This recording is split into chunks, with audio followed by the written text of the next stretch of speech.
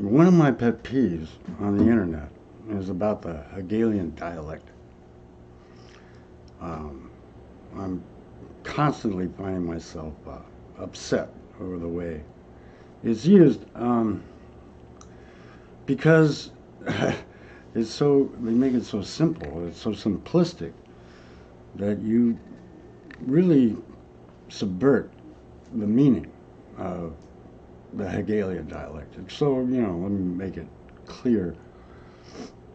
Common usage is that the Hegelian dialectic is problem, reaction, solution. Problem, reaction, solution. The Hegelian dialectic is actually thesis, antithesis, synthesis. And I'm going to explain how the subtleties of the Hegelian dialectic are being lost by the colloquial understanding or interpretation of the dialectic, the Hegelian dialectic. It should be easy to see that problem, reaction, solution, whether it's bombing a wedding, or it's homelessness on the street, or it's health, care collapse. The problem is not created. You have no control of the problem. But you are the reaction. You're the push button that reacts to the problem. And so the answer in overcoming this control mechanism where they provide the problem and they provide the solution, and you're only the reaction. The way to do that is to stop reacting to anything, no matter what happens. You just don't react. But it's a control mechanism. And in its simplistic, stereotypical form and the way that it's used, it is actually used to control people. And I object to that because, philosophy is a study of the truth through language, much like science is a discovery of the truth through physical existence and natural laws. Philosophy is a discovery of truth through language. The truth has been covered up, so it has to be discovered, uncovered, because it's been covered up. And this is one of the examples of how the truth is covered up. The Hegelian dialectic. Thesis, you can think of thought, theory, thesis. It's an idea.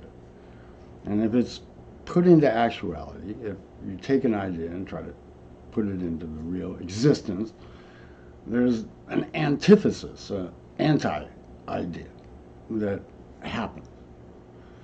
But the answer is like a lot more subtle.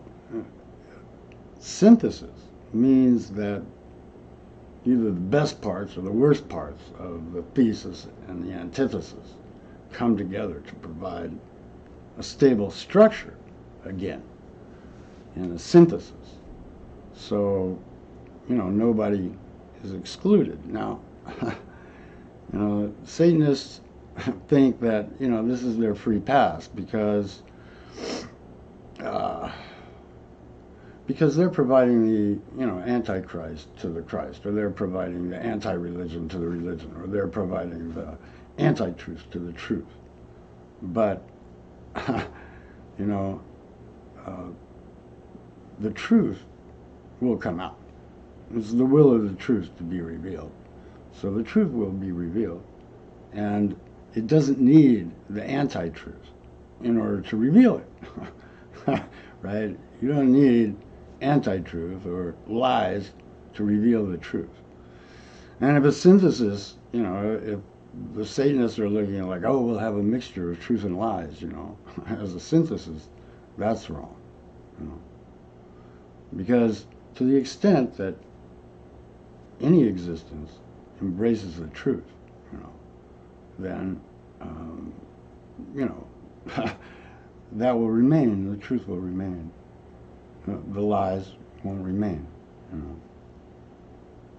It's that simple. So when you think of the Hegelian dialectic, when people talk to you about, these dichotomies. I'm just asking, you know, as a friend or whatever, that you look at the difference between the control mechanism, which is problem, reaction, solution, and don't react. And then, you know, the more subtle awareness of ideas, the antithesis of those ideas, both having something to say that has some validity, and then the synthesis of those ideas remaining. It's a much more subtle approach to explanation of a force or a dialectic in reality. And why is there an antithesis? You know, why for any idea you have to have the opposite idea? Because both of those things prove freedom. They prove freedom. You know, if you couldn't have an opposite idea, you know, you can't have freedom. So the internet, you can't have an opposite idea, so people are losing their freedom, you know.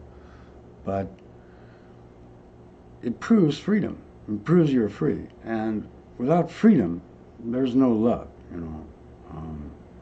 It's only seduction. It's a entrapment, or, you know, maybe a transaction, a negotiation. But it's not freedom, you know.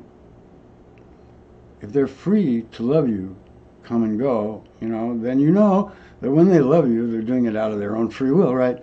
You know, it's like much more special than if you chain them to the furniture.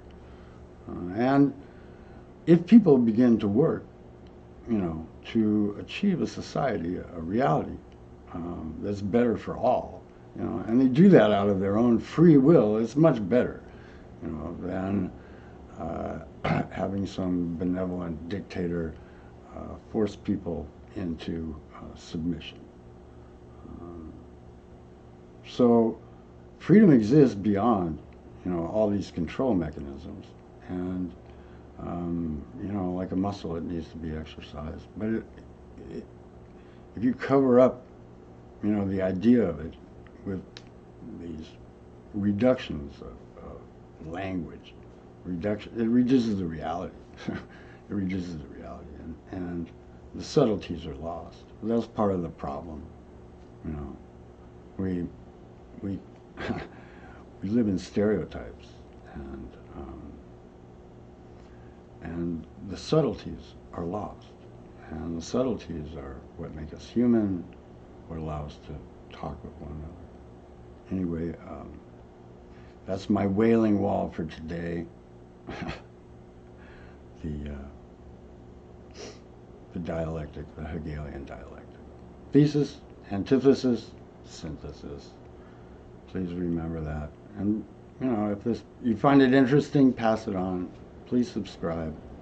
I'm going to play a couple of more tunes as the weeks roll by. Blessings to all.